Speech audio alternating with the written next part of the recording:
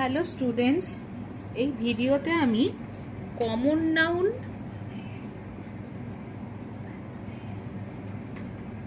এবং proper noun এটা নিয়ে ডিসকাস করব। এই ভিডিওতে আমি কমন নাউন এবং প্রপার নাউন এটা নিয়ে আলোচনা করব।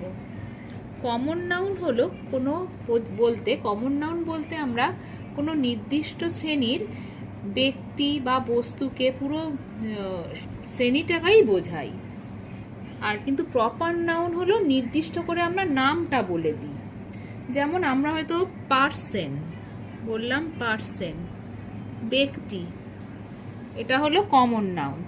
কিন্তু আমরা নির্দিষ্ট করে যখন বলে দিচ্ছি একজনের নাম জন, সেটা হয়ে যাচ্ছে প্রপার নাউন।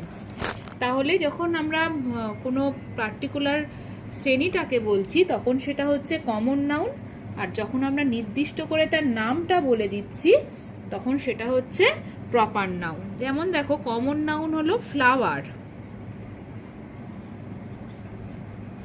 আর আমরা যখন নির্দিষ্ট করে সেই ফুলের নামটা বলে দিচ্ছি, রোজ গোলাপ, গোলাপ একটা ফুলের নাম, তখন সেটা হচ্ছে প্রপার নাউন। আবার রিভার, একটা নদী, সেটা হলো কমন নাউন। আবার যখন আমি সেই রিভার নামটাকে বলে দিচ্ছি, গঙ্গা, যমুনা, এখানে আমি বললাম নর্মদা,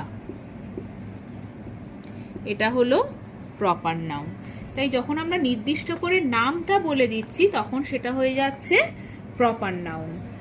আবার দেখো, আমি হয়তো বললাম সিটি, সিটি হলো কমন নাউন।